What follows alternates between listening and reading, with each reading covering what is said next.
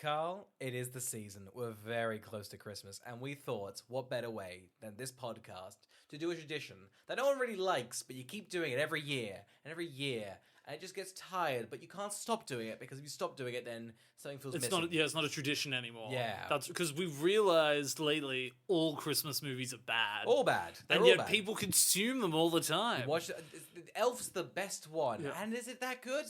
You Who's watch to it in say? May. You watch it in May, and I can say it right now, it's not that great. So we've come up with a new concept that we will be doing at Christmas now, where we try and figure out who would keep watching The Polar Express. Carl and I decided that we hate this movie probably the most out of all the Christmas movies we've done, and we're going to keep torturing ourselves with this one. My name's Oscar. My name's Carl, and this is Who Would Watch This. Welcome to Who Would Watch This, the podcast where we watch a film, chat about the film, and then do it again for 2 years in a row. Oh my god, this never happens. This never happens. We've never done repeats. This is massive. We think it's going to be a huge yearly tradition, and the podcast ends tomorrow. Today we are reviewing The Polar Express, which currently has a Rotten Tomatoes score of 56%, a Letterboxd rating of a 3.2, and an IMDb rating of 6.6. Oscar, what's the plot? On Christmas Eve, a young boy embarks on a magical adventure to the North Pole on the Polar Express while learning about friendship, bravery, and the spirit of Christmas. Wow, I don't believe that's what the plot is about, but here we are. Here we are. Now, last time we did this, we had a guest on. Mm-hmm. They're not here. Yeah. It's just the two of us. Because frankly, editing 3 mics, nightmare. It was a nightmare. Just the a audio fucking of that nightmare. one's garbage. Yeah, that's right. I think I was on the shitty mic. It's just me going. I was just like, you know what? I'm not in that episode. I'm all for this idea. So far, the biggest win is I forgot to write down what all of its metrics were, but I saved in my notes from last year when we recorded this on the 15th of November. It's huge. So massive. Oh my God. Carl, we've both seen this one. Before, do you remember what your opinion was on this? We both went on Letterboxd, went, wow, both gave it a 2. It went down. Yeah. I remember thinking it was a bit better. I reckon not that it was a bit better, but just I remember thinking something. I reckon I must only be watching this like once every 3 years or 4 years, you know? Because I feel like I had a more positive experience last time I watched it. Yeah. This time, though, this time was shitty. This time's hurt. It stung. It was a little bit more brutal. And we also had a massive revelation about binge. Oh yeah, we were looking for the 2 times speed on. Normally we don't do it, but we thought if we're gonna watch it together, let's watch it at 2 times speed. They don't have that setting, okay? So we watched it normally. It sucked. It did suck, but this is just for the Australian listeners. If you're watching binge, apparently every TV show that is from American port is 4% quicker. That's right. On our TVs. We found out that every episode of Succession we've watched, we've missed it's 2.5 minutes quicker than America. It's 24 frames in America. For some reason here, because of a PAL reason, it's 25. So the pacing's off, apparently. Like, I mean, I can't tell you what to do as a consumer, but like, unsubscribe. Yeah. Maybe. Unless they sponsor this podcast. In which case, subscribe. Subscribe. If they start sponsoring the podcast, then it's Disney Plus. That's 25 frames per second. We'll swing. We can swing this anyway. Here's the thing about this: we'll lie for the consumer. We can do it. Not to the consumer. We will lie to the consumer. We will do anything for a fucking brand. Buy our voice. You know, we'll do it. Buy our voice. I'm petrified that with AI, somebody can steal our voices in a heartbeat now. I mean, we'd steal it and roast it. I know. You know what? I will embrace AI if we can start putting out the podcast without doing it. The AI has listened to all 180 episodes of the podcast and has worked itself. Oh my god! Like in Her, went to a different planet, just like not doing that. I've got to go. That can't be my life. I've got to go.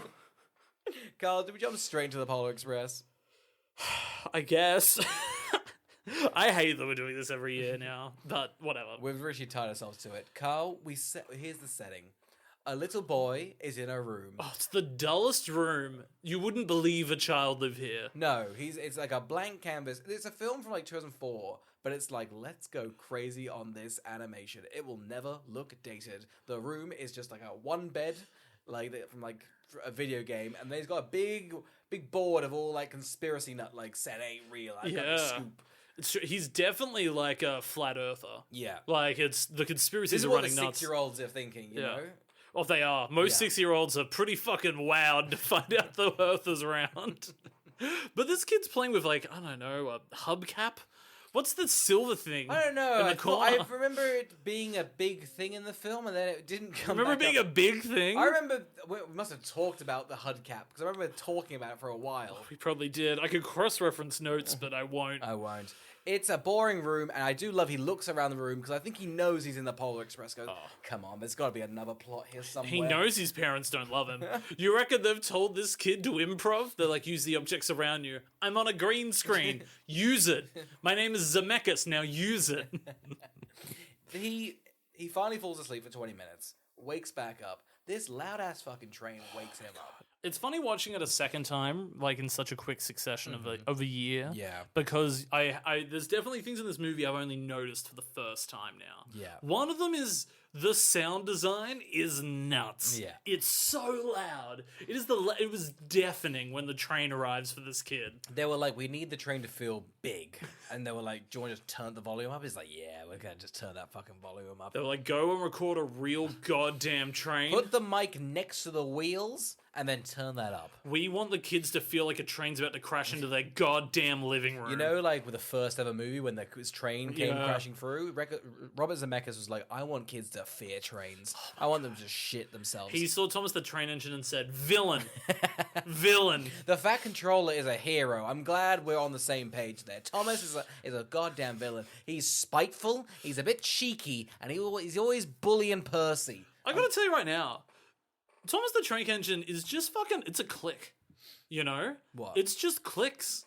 Like, What? they're all bullies. Oh, Yeah. It's a friendship clique. Well, that's the thing. They're like a carriage. That's what clicks are called in train world. Oh, that's what they're going for. Yeah. Trains supporting one another. Yeah, exactly. No, I meant more like they're just like peers that bully. No, that's what I'm saying. In train world, a clique is called a carriage because you would get a carriage of them together. And if you're not part of the carriage, well, then you're a lone train. Sorry, I've never seen a train. Okay. I did close my eyes every time in this movie. That's got you, but you heard the train, right? You heard the train? I heard it because I instantly feared it, and I said, I'm never looking at the screen again when it's on. It was a bit of a mess, this film, watching it with you, because I'll be honest, the first 40 minutes, you didn't look at the screen. Refused. Or you were like, why is Tom Hanks why is Tom Hanks the only character? I'm hearing a lot of Tom. Why am I hearing so much Tom? Has he gone up an octave? It's still Tom. He's not fooling anybody, I said. Tom Hanks greets the boys like, do you hear that loud train? Hey, why don't you come on board? You like Christmas? You're going to believe it, huh? Anyway, jump on board. You reckon by now he'd just believe in Christmas? The protagonist. Do we have a name for the kid? Sorry, yeah, it's Tom Hanks. They're all Tom Hanks. The little boy is like, okay. As played by Tom Hanks. He is. It's just Woody. Yeah. They're all Woody. Woody has more life to him than the characters in this film. The kid's whole thing is, I don't believe in Christmas. Yep. Yeah, a big train, the loudest train you've ever heard, goes through him. You'd think he would, be like, all right, that's enough. He'd be like, okay. I don't need to go on an adventure. I don't need a journey. I've reached my destination. It's here. I'm fulfilled. It's exactly what I would do. I'd go, wow, train tracks on the road that weren't here this morning. Huge. Yeah. I believe it. I'm not going to chase you, Tom. I know that you want me to chase you, but I'm not going to do it. Tom winks at him and he goes, get on the train. And he's like, oh, God damn. It's a bit rough. Yeah. Like, you're surprised the parents don't come out screaming, not on the train, no! So many kids in this neighborhood have been abducted by this big train. The parents are just like, never hop on a goddamn night train, okay? Especially at Christmas. There are abductions happening. Halloween, Christmas, Father's Day, Mother's Day. Freddy Cougar gets you like in your dreams, and Tom Hanks also gets you in your dreams, but with a train, the same way. And the kids always fall for it. They're just like, they're in a fight to collect souls. Yeah. Like in Lost. Oh, big Lost fan over here. Huh? Is that relevant? 2006's Lost? Is this 2004? Yeah. Yeah, season 1 had just appeared. Wow. This is pre-Lost. He hops on the train. We get the next kid. Yeah. This kid is Poor such kid. a sad Poor sack. kid. He's a sad kid. I don't want to see him. He's such a coward. He goes, I don't want to get on the train. He's not only a coward, but he's But- unappreciative of however- the fact that his parents work night and day to put food on that table. Yeah. And he is unimpressed with his tree and his parents. And I gotta tell you, I bet he doesn't even try at PE. Oh my God. Because his effort to get on this goddamn train, pathetic. It is pathetic. I do think it's funny that we did scold the other child for getting on the train, and this kid, he's wasting an opportunity. He's wasting time. We know Tom Hanks is in a rush. He's got a schedule to checking his keep. clock. He's got a schedule, but it seems like he can control time. I think we find out we can control time. He's a timekeeper, and it's nuts. Is it either late on time or early? Yeah. It's never early. When they reveal that, huge. Yeah. But I mean, seriously, I wouldn't pull the trigger on this. I wouldn't pull the trigger on this to break the train for him. I'd go, hey, I made it on. Wow, you immediately. So you're saying I would institute a class system immediately. if you're on the train, you're pure. Well, actually, they do introduce a class system because immediately, even though they pull the brakes, they're like, all right, but you're going in the second class carriage. Stay at the back. You go to the back of the carriage. Back of the carriage. Go to that. It's a lovely carriage. It's a nicer carriage, but he's still alone. And There's no light there. in the back of every shot, just in the windows, him just looking sad. It really really bums me pathetic. out. It kind of ruins my Christmas. Oh, it does. Every time at Christmas when I think of him, I cry. And not like in a beautiful way, Yeah. like, oh, chill. I'm really angry. It's angry tears. You ever have those? Oh, all the time. Whenever I think of him or whenever I work, those are the things. We get introduced to two more characters. The girl.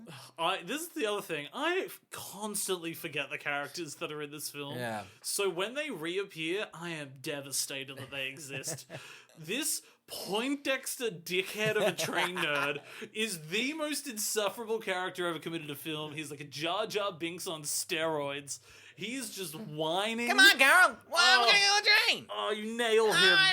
It's like he's in the room. Come on. What train is this? You don't even know. Oh my god. Why?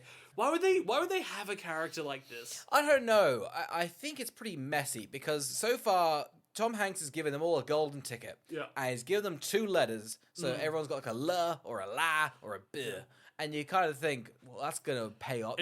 All their arcs are going to pay off. It's a weird way to do it because you'd think he's just trying to save time from the end of the trip when he's like, there's such a narrow time schedule at the end. I need to be doing two letters at the start. I'm convinced he was trying to save time. He kind of thought, you know what, bully, that's what I'm going to do for this kid. And I was like, oh, I guess it's wrong to do it in front of Santa. He tried to save some time, and now he's got to weirdly pivot. All right, girth. I guess that's your message. I'm telling you right now, day before, in the coffee room, he's pouring himself a cup of joe, and he's looking at Santa, and he's like, I've got this whole new thing I'm testing out this year to try and save some time. Just picking at the sugar cashels, shaking them, just pouring them into the coffee. It's really gonna change it, Santa. I swear to God, we'll be on time this year. You're gonna love it. What is it?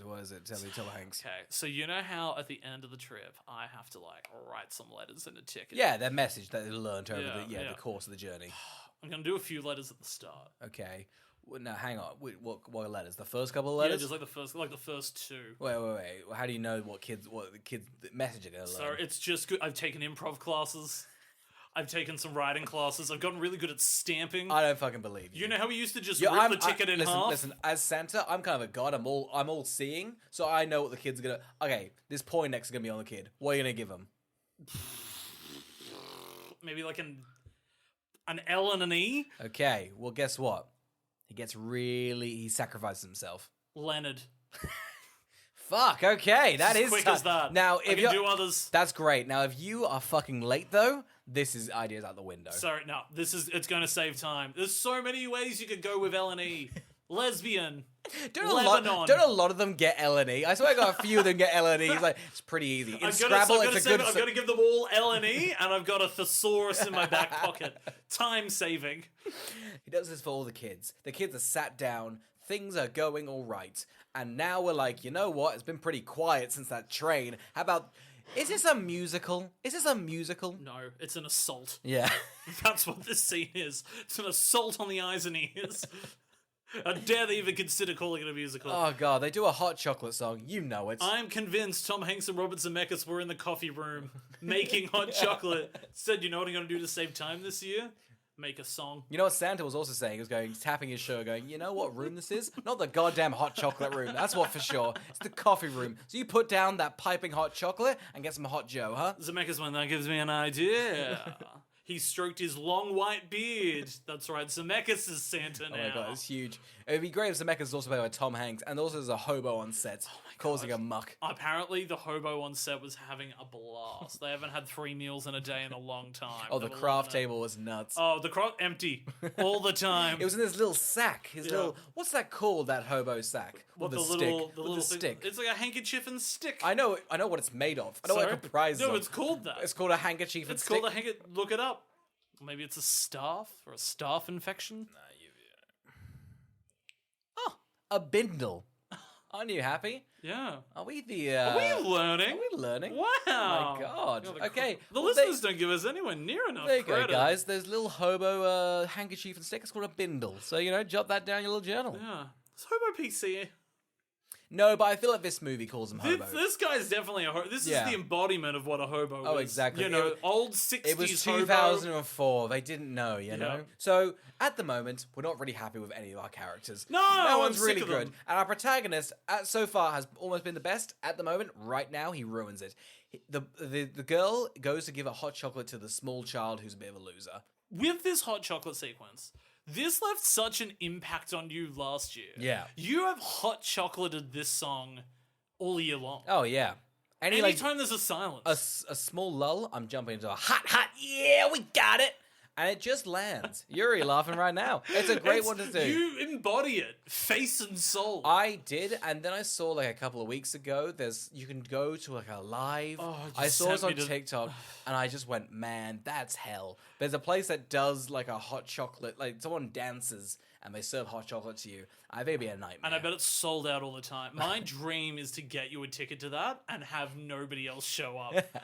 And you endure it on your own. Oh, drinking like, I don't know, like 4 liters of hot chocolate. Or people are dancing around me. God, I've just scolded them. And everyone's just a child, and they're like, "What are you doing here, sir?" And you're like, "Oh, for fuck's sake." You're holding your ticket. It's like LO. It's like, I bet I'll be loser. It's like, it's going to be loser. It's going to be loser. A child reaches out and touches your hand and goes, "Do you not believe?" I can hear the bell. Yeah. That's all I can fucking hear is the goddamn bell. I hear the bell so goddamn much, I wish I was deaf.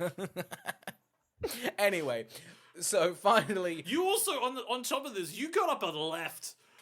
Oh, me? Yeah, this started, you were like, "I've had enough." Oh, the You hot took a chocolate. break. The hot chocolate. I was like, I need to go make a beverage that was not chocolatey or hot in any way. You were Just like, a cold I need a glass water. of water. Cold glass of water. No fun there. No were like, ice even. I need the Room, plainest thing ever. Tepid water. You're like, I need to combat everything happening on screen. You also did it as quiet as possible because the loudest scene in cinema history was playing on your TV. So at the moment, every character I'm not happy with. I don't know why. They've really annoyed me this year. Tom Hanks keeps flip-flopping from an evil man to, it's just a train. It's never bothered me too much that Tom Hanks is everyone, but this year it grated the hell out of me. Like, I was like, get Tom Hanks off my fucking screen. I kept complaining to you that I was like, with the cost of this movie being $150 million in 2004, just make the movie.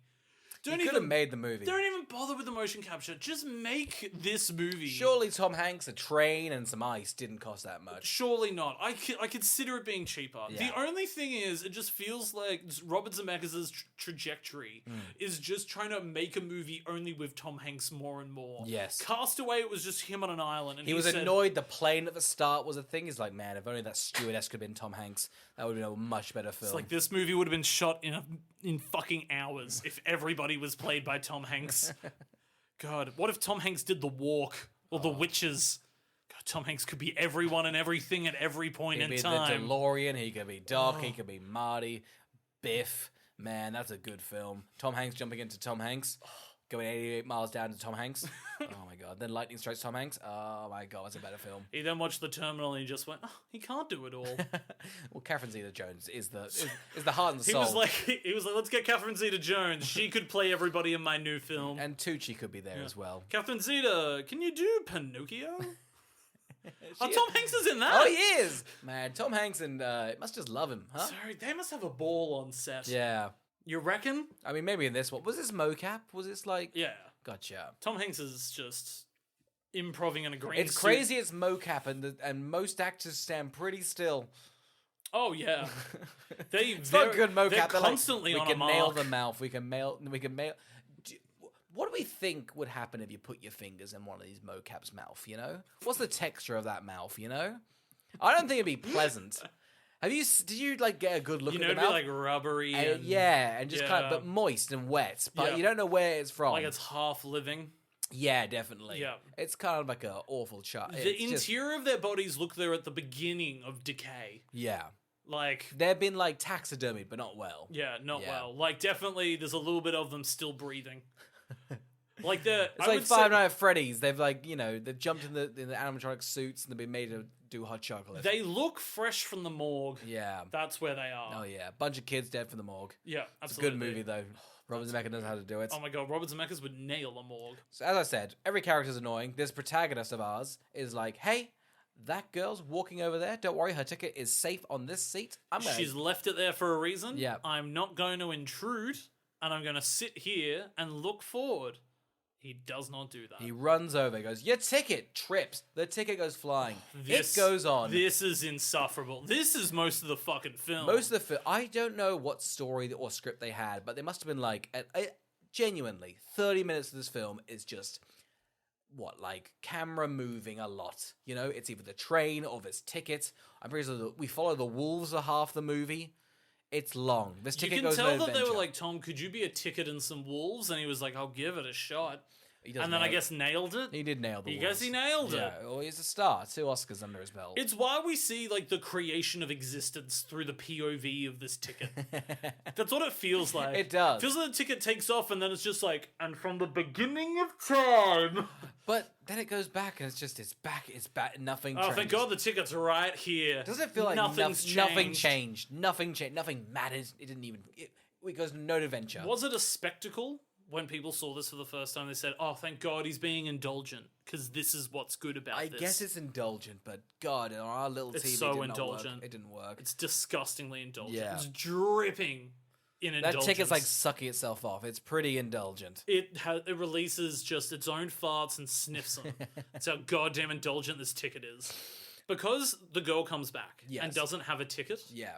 Tom Hanks is like, I'm going to throw you off this fucking It's pretty train. much like, let's go chop off your head. There's a guillotine at the back of the train, just past the small smelly kid. We're going to chop your head off.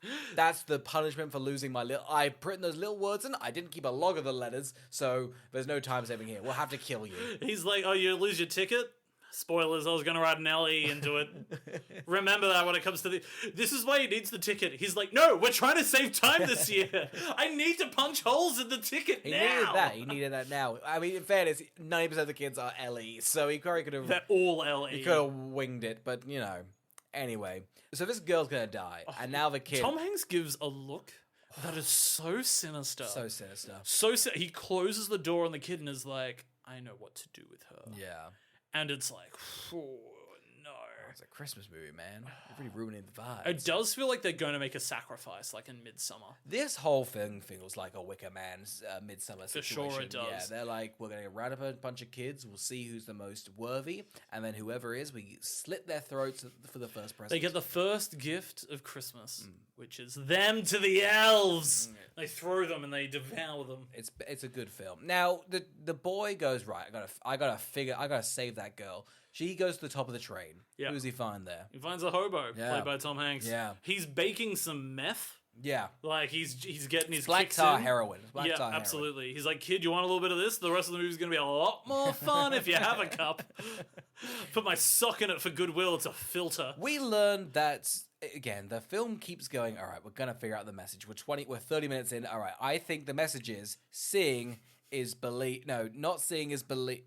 We can't really figure out which one it is, but one is either seeing is believing or not seeing is believing, but believe. They have no idea. It almost feels like Robert Zemeckis got given a ticket at the beginning of the movie with 2 letters, and they were like, we'll finish them off at the end when you remember what the movie's about. This is how you save money on your script and time. All they wrote into his was L.A., and then at the end of the movie, they just wrote M.E. He was like, damn. It was a long 2-year bit, but they really got me there. Damn. They wrote it into his check, and then he had to cash it in, and they were like, "This is not. You can't. This has holes in it. This check is useless." The woman was like, $11 million and lame written into it. You must have directed the Polar Express. We've got a system for you, and guess what? It ain't pretty. A trapdoor opens, he's swung down. Every bank has this. I worked at a bank for many years. If anybody hands a check that has lame written in it, they probably directed a weird movie like this. He's like, all right. He's like, well, we've been inside the train for a while. Want to ski? What else can we do? He does a monologue for a while that was frankly riveting. Might as well have been a Shakespearean sonnet. He impersonates Santa for a bit. It's definitely padding. The whole film feels like padding because he goes, I'm gonna go away, and then takes a long walk, and then the boy's like, wait, I think we need to keep talking. He then walks back. We see the full thing of him walking back going, I got skis. But he's like 100 meters away, so we just see him walk for 100 meters. It's a long, slow walk. Let's talk about the skis. He put them on too early. Too early. Far too early. He understands the track, and he knows there's a big slope where they're going to be going up in the train. And he knows that he has ski. What a silly fool. Why would you put them on pre-slope? It's like greasing yourself up and then trying to go up a skate ramp. Wait until you're at the top and then grease yourself up. It's also, they don't need to go to the front of the train. Yeah. They're towards the back.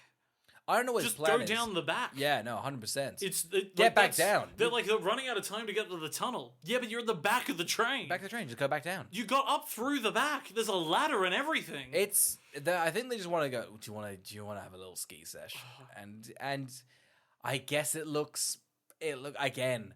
If you take away it looked good in an IMAX theater in 2004, this film's got nothing on you. I hope now the IMAX is open again in Sydney, they play this so we could go and see it and be like, does it hold up the way this movie was meant to be seen? Yeah. Like, is it a spectacle or is it just a crock of shit?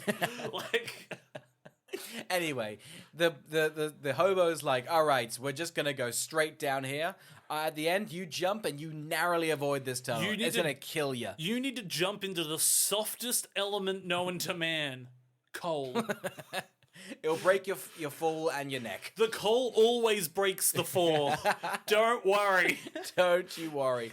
The kid lands into the coal. Turns out the girl has been driving the train. Yeah. He should be getting up so bruised, so covered in coal. He should be bleeding everywhere. Oh, yeah, 100%. Who's shoveling the coal? No one's shoveling the coal, are they? No. No. This train's kind of running on, like, hopes and dreams. It's just coal for the sake of coal. Yeah. It's just aesthetic choices. It's actually an electric train. It's just a lot of coal. They're very green, you know? That's the good thing about this movie. It's actually electric now. Yeah, you're right. Yeah. This is a Tesla train. Yeah. Elon Musk probably grew up to... I bet that Poindexter kid is Elon Musk. 100%. He's just whiny. You can just tell. You can Also, tell. this elf thing at the end, we'll get to it, but that feels like, you know...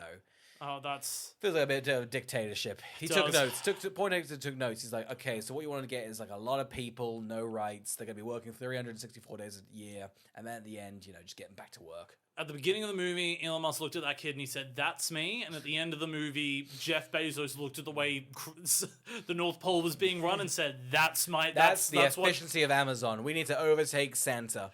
What you're looking at there, we need to embody that into a television series telling of Lord of the Rings. Dark, gloomy, low wages. We get introduced to two more characters. I don't know how the film does it. They're even more annoying. Every time you think that maybe the movie will take a break. Yeah. Maybe the movie will just let me go for a moment. Maybe the movie will just have some silence. This scream that comes out of the two conductors. There's a small, fat, bald one, and there's a tall, lanky, hairy one. Listen, this is classic comedy. You know, you want a tall, thin one, and you want a fatty one. That's comedy gold. That's honestly. an Albert and Costello. Yeah. Mario and Luigi. The Rock and Kevin Hart. Yeah, truly the greatest of our time. They are the comedians of the 21st century. Try telling me The Rock's not funny. I dare you. Email us, Mr. Dwayne. Now, they do this big yodel, and then they get to a big patch of moose or elk, and you think that yodel's been annoying because he's pulling on the beard, and then Tom Hanks is like, "Don't you worry, His yodel will be the way to get the elk out the way. Surely the script is just action happens. Yodeling for a while. Indulge? Question mark? Crossed out a question mark, explanation mark. Also, the whole script is like, why is every character called Tom Hanks? They're just like, shut up. Now yodel. These guys, again, I think we said this last year, but every problem gets solved immediately because they're like, how are we going to get rid of this? Oh, we figured it out. We're going to just cross that ice now. Yeah. Don't you worry about it. Don't worry. We're just going to get through it. Yeah. So it's all it is them just getting through things, which I guess is the spirit of Christmas. Sometimes you just got to get through it. I like your winging this as well. Just like, what's your card? Getting through it. Get through it. Yeah, that makes sense. Yeah. Drink heavily and just kind of get through it. Instead of... like those elk, just keep plowing through. It's not the trolley problem, but you're just going to knock out 400 elk. Instead of cutting in words, they've just clipped in hang in there and the cat hanging from a line. So they get through. Tom Hanks, the girl, and the boy are at the front of the train. Now, the train, we find out, is on just another bit of bullshit. By the way, there's a big psycho. Hey, heads up, the train's about to take a 180-degree angle downhill. And it's all frozen. Yeah. Just so you know. Yeah. It's all fucking frozen. Deal with that. Do you have time to get back into the train? Maybe. Should we stay out here? Sure. Yeah. It's so freezing that the lines have, like, frozen over, and yet they still choose to stay out there. Yeah. One's in a dressing gown. One in slippers. One's in, and we didn't say it, but the protagonist has ripped his hole in his dressing gown. So, I know, just more air to flow through. Yeah, that's a you know... You get a lot of wind resistance. You know, no wind resistance up there. There's a hole in your pocket. You know, this kid has been spoon-fed his whole life. I would have sewn that hole shut the moment it happened. Would have missed the train. You're a pro. Every I'm time a pro. every time you get a hole in your pants, you're just like, let me just sew this bad boy up. I would never walk around with a hole in my pants. Never in my goddamn life. I manage things quickly, directly. For the listener at home, there's a hole in my pants right now. I don't know what. I didn't want to We were say being coy, yeah. but it's like there's a hole in my pants right now. It's not a visual medium. So what? So what? Maybe I'm a bit poor this year. Christmas is coming up. Maybe I empathize with the kid. What is this, a great movie? I don't know. Why don't you just punch the word love into my ticket? Because that's what I need this year in 2020. That and PA for pants. Just type into my ticket, fix your fucking pants. Nothing happened. They just go down a scary hill, and Tom Hanks goes, well, that was that. Nothing really came of that. You want to go for that scary room? Maybe we can figure out something there. I do love that there's a point where the ticket flies into the air, and the girl's like, oh no, you've lost your ticket. And the boy's like, nah, man, that's yours. Better get it. He's no nonchalant. He's sorry. She's like, crosses his arms so he doesn't even reach out. He's like, that's on you. She's like, why was it brought out here? I left it safe on my seat. Don't worry, it flew out the window. It came back, and then I grabbed it again and didn't put it back on the seat. Just as an FYI, that little shitty kid at the back, he took your ticket. Yeah. Well, he's poor. He would steal. He's poor. He's a stealer. Bet he'll steal my bell later. Guaranteed. Don't take your fucking eyes off him. Got sticky hands, that kid. Stealing and sticky. Hasn't had a shower this year. Smelly. Things are stuck to him. We get... See, there's a tumbleweed on his head. A tumbleweed? Yeah, just stuck to him. Look, a desert tumbleweed. Like a desert tumbleweed out in the snow. Those famous snowy tumbleweeds. Somebody has never been to Threadbow. Someone's never been seen the snow or the desert, it seems. It's not my job to see You're a the snow. tepid man. You love just a pretty neutral weather, don't you? I do. We're not getting it right now. If you listen to the last episode, it was hot in here last time. It's heating up in here again. It's evening too because we were trying to be smart. I think there's a lamp in the corner's a frickin' heater on top of it. Oh yeah, that's just a luminescence. That's just a small fire. Yeah, you've just built a fire in summer. It's a no fire season, Oscar. What are you doing? Now, Carl, we get a very boring song, and heads up, we skipped this one. We skipped it. And then we got... Because I know it off by heart. We get a boring song, and then we get another song. And then do we get another song throughout the show?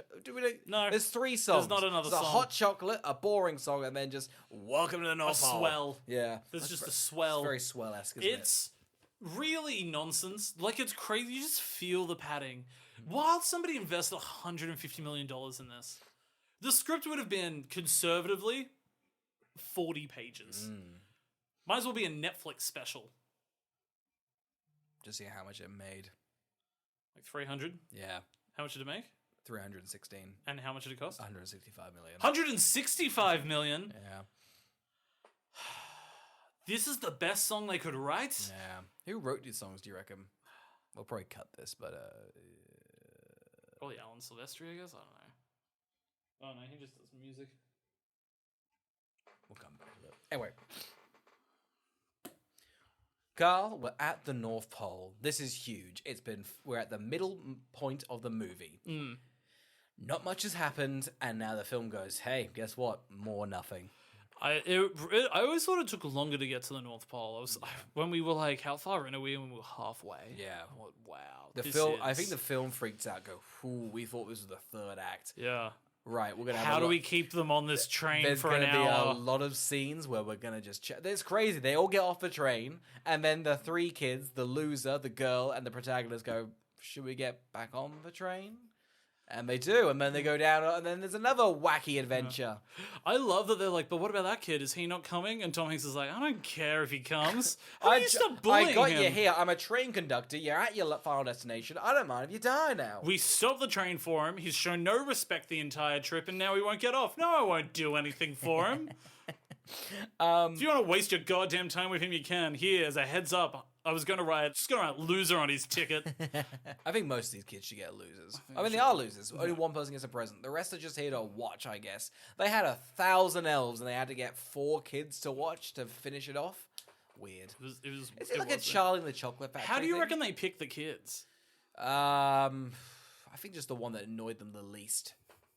Right? I mean, we find out. I thought this was a pretty harrowing scene, but we see that they're watching all the children sleep. Yes, so they're human as well. They're live action. So the kids go out and sneak off, and they find like the elf like headquarters, Their control room, lair. their lair. If you want like a feel for how the North Pole is, it's sort of like Stephen Yeun's theme park in Nope. It's barren. It's big and large, but it feels like really like compressing. And you feel like jean jackets watching you. Oh yeah, jean jackets above the North Pole. Yeah, also shot in IMAX. Oh wow, good for them, huh? Good for them. Now they get to the elf control room, and they are watching every child, and they are human. So we are to believe that I guess these only kids... this scenario. Maybe they only pick up the CGI kids. Yeah, it's much easier. It kind of fits into. There's a realistic human walking around. Oh my the back god, of what's the that movie. freak doing? They are watching them, and one of them buzzes naughty. Yeah. And they are making the decision as to whether to take his present away from him last minute. Like the phone's ringing, like to make a final call. Yeah. It's very Cabin in the Woods-esque. It's a massive decision. Carl, do we think there's only one child in the entire Earth that is making a naughty decision on Christmas Eve? There would be thousands. Yeah. We discussed this, but how many kids kill? I think, okay, let's face it. I think kids On kill. Christmas Eve, they kill. I think kids, roughly, Yeah. 100 kids are killed by kids. Which means, if we're saying 100 kids are killed by kids, Yeah. that wipes out 100... This is the other thing. They're over-making gifts. Yeah. If we know by the time Santa delivers them, another 100 kids are dead. Oh, yeah. So they've overdone it on the gifts. And on top of that, they've made 100 gifts for kids who have murdered. I think what they should do is do like a sort of a Spotify Wrapped, cut it off at like November. And Yes. Then, yeah. Make the final decision. Make the final decision. And then I think that the December month is free game. That means all the killers can get it out. But if you're good those first 11 months, you're good. You're getting a present. You know what it comes across as? It comes across as the creators of this plot, they condone child murder. They're for it. Yeah, Robert Zemeckis has gone on record, and this is a quote. I don't mind those kids killing as long as I get to keep watching. They earned it. What do you know? They were bullying. What, does Carrie not deserve a gift because she killed the town with her mind? They were bullies. What movie are you quoting? Carrie. Oh, huge. Did he make Carrie? Stephen King's Carrie. No. I just think she deserved a gift. I'm stuck in this voice for a while. Move on, shall we? Okay. Either way, it's eerie, and I don't know why they made the decision to have them be people. No, I don't like that at all. But Also, how many kids did they film to get this footage? I don't know. Did Robert Zemeckis just go, all right, so on the call sheet, we're going to have 4 days of just going to various kids' beds and just filming them snoozing. It's bring your kid to work day tomorrow. And also bring your bed and as a backdrop. Bring your kid in your bed We to only work have day. $165 million to make it, and Tom's asking for a lot. I thought I could get a 1 for 5. Yeah. He's asking for 20 mil for each character. Tom's the only person working on the movie, and he's only got 2 kids. Great, bring in Chet and Colin. Oh yeah, Chet gets a big screen, and Chet's the naughty kid as well. Yeah, Chet is the naughty kid. He's Colin's stabbing. a sweetheart. We stand Colin Hanks. Yeah, this is a no Chet podcast. We- We're big Colin heads, okay? Chet needs to Cole pay off- heads. Oh, Cole heads. That's what we've been calling it. It's crazy. He had 2 of those, huh? Crazy. They're all Yeah. polar opposite children. Yeah. You know he's embarrassed by one and resents the other. There was I remember watching like a podcast with Colin Hank or like an interview, and he was like, "Yeah, I was just, I wasn't like super in shape, but I was like waiting by the camera." And then I think Tom Hanks like, "You're getting pudgy. Not gonna get roles, are you?" And Colin Hanks like, "I guess I'll work out, Dad." And Chet Hanks was just blasting cigs in the next room, having a blast. We love you guys. Big shout out to the Hank service holiday season, huh? Big shout out to Merry Christmas, all Hanks. This is what the season's about. Giving Hanks to Hanks. Giving thanks to Hanks. Oh, it's huge. That's huge. Put that on your Wow. Christmas card. They put that into a ticket. HA. Oh, that's gonna pay off soon. I can make it a T at the start, or he should. You know what? He should have done like various vowels and then just. Oh, he should have randomized it. Yeah. It should have been his Wordle. Yeah. It's actually just a challenge by the New York Times at the end of the day. But they also, during these scenes at the North Pole, they have eerie carols playing. Oh, it's pretty creepy. And isn't this it? was another thing I picked up for the first time watching the movie. But there is a room that is filled with record players Yeah. that are paired to each factory at the North Pole. Yeah. And they all only have a single record each, which seems grating and annoying, but records aren't long. No, you got like max 4 songs out of that. Like, I've recently gotten into records, Oh, and they're la-dee-da. short as hell. La-dee. Yeah, I'll be honest, it's an absolute hassle, isn't it? Yeah, it Spotify is. really nailed it, huh? Just shuffle 100 songs. When I say I've gotten into records, I liked them for a month, and now I hate them. Oh, it's a lot of effort? Yeah, this does seem outdated. They're aesthetically pleasing and I guess a little fun for the moment. Like, the needle drop's cool, but man, it's a lot of work. You have to get up every 11 minutes. And you gotta pick a song. You're trying to aim it. Like, I'm halfway through this song. Can't I'll even- just listen out. They're asking you to love every song on an album, Yeah. and that has never happened. No. You ever listen to Psy's record? Sorry? Psy's record? What's that? Well, he's an artist, Psy? Yeah. What is... He's got a big hit. It's called Gangnam Style. I bought the whole record, and I can tell you right now, it is right in the middle of the record, and it's an absolute hassle. All I want to hear is Gangnam Style, and I'm hearing all of his other songs. I don't care for, Carl. What occurred to you to do a Psy reference right now? What do you mean? He's my top Spotify artist and my top record player. That's how much I like Why Psy. Psy? He's a great artist. Where did you... Why is Psy on your mind? I've been listening to Gangnam Style for the past 10 no, you years. It's a haven't. great song. No, you It's haven't. a great song. What are you on about? You can dance to it, but I'll be honest, I'm not happy they put it in the middle of the record because you have to try and find it. I like to hear the full song. They're begging you to listen to all of Psy's music. And I don't want to.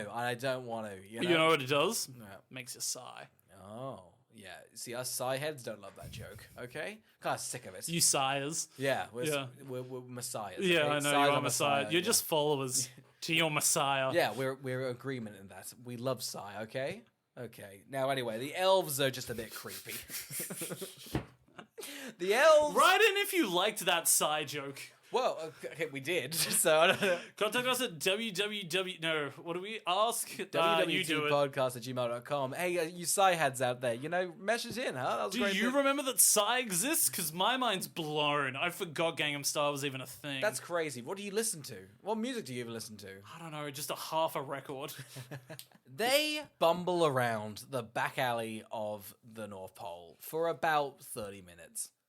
Does anything happen? No. We learn the loser kid's called Billy. That's huge. Oh my god, it gets- was. he It was a gets- big It revelation. was a huge revelation. He gets a present. The They- Poindexter joins their mission. Yeah, they find the titular Santa sack. Yeah, they do. They find the Santa sack and they're just on a slide for a while. Yeah. Just a long time. Like, that they want the movie to be a hit so they can put this in a theme park. Is this a Disney movie? I don't think so. No, Yeah, I don't okay. think so. It's just begging to be in a theme park. Yeah, a nondescript Would you ride the theme park. Polar Express? Oh, of course. That'd be a sick It'd be ride. pretty sick, Be actually wouldn't it? great. All the snow coming at you. Oh, yeah. And just like and just Tom Hanks's voice He over the entire He thing. voices the train in the ride. It's actually really good. I just think, no, it's just hot chocolate plays over and over and over again. Big rare, they just sit on a train, they just throw hot chocolate at you. That's the ride. So it's kind of like a cinematic experience. That'd be thrilling.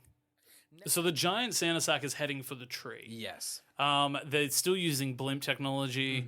It's about to crash into it. Elves are ready to die for this Santa sack. Yeah. The Christmas tree elves, they're pretty much like, all right, elves immediately jump off. And these guys are committed. They don't need any orders. They are, I guess, brainwashed, or they're just held captive here. And a death is a better, existence than living in this hell. They only at the last minute reveal they've got parachutes, but if they didn't have parachutes, they'd still jump. I'm convinced the parachutes are there because the kids are there. Any other time of year, they still get shot. The strings are cut. Yeah. They're getting shot in the air like a duck. Somebody just snipes them out. They're like, oh, look at those. They're coming in for a gentle landing. Yeah. Look at them lying down. They're exhausted from their jump. Don't read into it, kids. Yeah, anyways, they don't have a big scoop, a big snowplow. We'll just kind of put them in a big hole. Don't worry. They will be buried with their loved ones. Is there any shallow graves around here? Anybody got a shallow grave? They need a little nap in a shallow grave. I can't trust that. It needs to be maybe 10 centimeters. That's all we need. They're very tiny. I want their little hands to be poking out the snow. That's the vibe. That's the aesthetic I'm going for. So their children can find them later. They ID them with a tag. Oh no! Rip off their dog tags. I'm saying remove their teeth. They've got dog tags. Remove their fingernails. They've got like a barcode on their neck. Anything that could identify them. We need breast plants removed. Fingertips burnt off. Yeah. I'm talking teeth ripped out. Yeah. Any particular tattoos shaved off with a cheese grater. Yeah. I want undisclosed bodies. The hobo from the train is honest. How do you think he makes his cup of joe? He is slaughtering elves left, right, and center. He's getting rid of the evidence. Just slinging a body over his shoulder. He's like, I work once a year and I get to ride the train for free. They dick about for a while now. For so long. So the star's saved, and then Santa comes out. It takes about 10 minutes of just heaving and hollering. It's so much preamble. Yeah. It's so long to get to Santa. It feels live, doesn't it? It feels live. They're going. Yeah. Sometimes it takes a while for Santa to come out. It feels like there should be a commentator. Yeah. Like Ryan Seacrest should be like padding the time. The director's commentary should come on for this scene and this scene only, so we know what they were thinking. We were trying to get Santa out, but he still wasn't. Tom Hanks had to run out of his little train conductor outfit and run to get Santa. So we had to pad for 8 minutes. It's tough using a single actor for every elf. Yeah. Tom. We filmed this like a play, so we really had to run around. It was pretty easy when he's a hobo and an elf, but when it's two of them in the same set, it was a nightmare. Carl, on top of padding, they go before Santa arrives. Oh. This is ridiculous. The reindeer come out first. They got all the classic. They're trying to be. They got comets there. They're also hurting the reindeer. Yeah, it's brutal. Oh yeah, they're like a whip, and it's got like a lead ball at the end. They're like, we really want them to bleed. Yeah, that's right. It's brutal. But anyway, the reindeer like screaming in the background as they do. I believe Comet bucks, and a bell flies up in the air.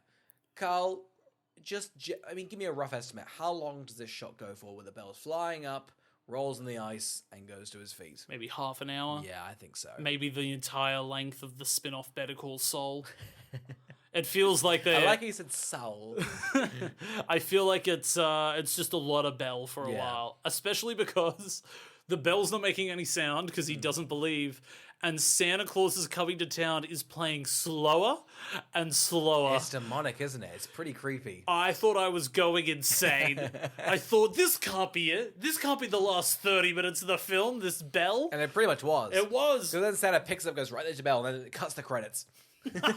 Quick, grab it. Dun, dun, dun, dun, dun, dun, dun. Anyway, we learn pretty much the boy, our protagonist, gets the bell. Yeah. Then Santa fucks off through magic. The elves go crazy. Or they want to have a fat orgy. I am shocked one of the elves doesn't just turn around to the kids and blow coke in their faces.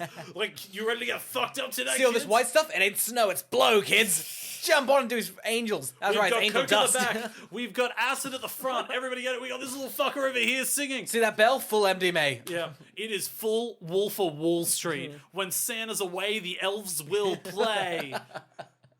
The elves are grotty because then like a Steve Tyler like elf pops up and starts singing Jingle Bells. It's freaky. It is. Tom Hanks like, all right, kids, get on the train. If you don't want to be here for this, it's slut and cum. Avert your eyes, children. An elf is just getting his dick cock slucked. It's messy. Okay, it's quite messy. It is. It is. They are naked within seconds. Yeah. It's rampant. And I can't trust you. All the elves look like they're modeled off, I don't know, like British thugs, but like what, like, I don't know, you can think. If you're thinking of like a British thug from like, I don't know, the 15, that proper chimney hat thing, that's what all the elves look like, but shrunk down to Picture like the worst looking people from Oliver Twist. This is them.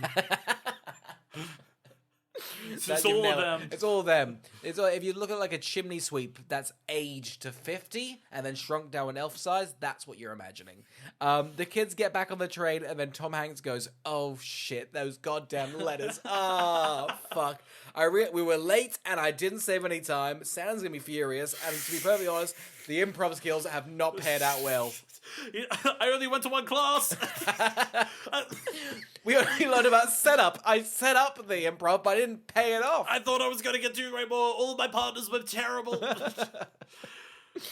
You think Christmas is going to take ages to get to, or even slow down time? I thought I could have made it to so many classes, and I simply did not. Okay, so we get the dweeb. Yep. Okay, he gets learn. What did he learn? Nothing. Yeah. He simply learned nothing. He was aggravating. No one has an arc. None of them have an arc. He was annoying. I'm pretty sure he stole his presents. Yeah. He was naughty. Yeah. I'm not happy with him. He really should have just had I'm surprised he just didn't get given some ADHD medication. Yeah. They all should have gotten a gift like in the Wizard of Oz. You needed like a muzzle, kid. Like you need to be you talk a lot. So that's your arc, huh? Learn to use your inside voice, huh? I would love it if he just gave the monologue from Social Network that was like, kid, you are going to go through life thinking women just don't like you, but that's not true. It's because you're an asshole. That's why I wrote AS, asshole. We get the loser kid. Tom Hanks cheats and goes, all right, we're going to do count on me, rely on me, hold on me. Yep. He just cheats. He just cheats, goes, hey, does any of those really ring a bell? He kind of goes, I don't think so. Can I have some money? They're like, no. It's weird because if one character wasn't dependable this film, it was him. He didn't get involved for half of it and then was choosing the gift over his friends. He couldn't have been less dependable. Yeah. He's the worst character, this kid. He does not deserve to even go home. He should just stay here. Yeah. Just stay here. He looks a bit like an elf. He does. He could fit in. Yeah. Kind of an ugly Oliver Twist. The girl gets led. Now, we're meant to believe it's going to say leader, but Tom Hanks doesn't finish it. No. He goes, led. It's lead. Yeah. She goes, is it lead? And he goes, you weighed us down the entire time. That song was like 3 minutes, and it made us late. Okay? If you didn't sing, I could have figured out something to do. Are you happy? You single-handedly ruined this adventure. You... and the protagonist gets believe, and Tom Hanks goes, hey, remember what you saw here, because that's believing. But it's not though, isn't it? Because his whole arc was that he didn't have to look. It's that seeing is believing, but it isn't. And Tom Hanks is like, I don't need to see what I wrote in your ticket to know that you had something in your ticket. But this kid saw the whole thing and thus believes the rest of his life. I don't think he learned to trust the process. I think he literally just went, wow, what the fuck was that? Yeah. So I guess I have to believe in Santa because I have all these memories and stored experiences that were definitely real. Yeah. Or a psychosis. So what is it, Tom Hanks? Yeah. He must have gotten on the train and just been like, God, he nailed you. Lead? Oh, you got lead? That's so good. It sucks. Oh, damn. I got Belive. He tries to rip up the D in the belief. Ah, shit. You get the gist, huh? Yeah, so Tom Hanks is like, all right, we'll just fucking leave, We're all just going to take you home. It's the ending of this movie is like, when after a school excursion you were just sort of tired? Yeah. That's this. They drop off one kid, they're like, well, he lives in a shit home, so avert your eyes, kids. I thought it was cruel. He's part of a working class family. His parents are giving everything they got. He's ungrateful. That's what should have been on his ticket. Ungrateful. You rely on your parents a lot, don't you, you ungrateful piece of shit? Oh, God, yeah. They should have just written Mooch. Yeah, fucking Mooch.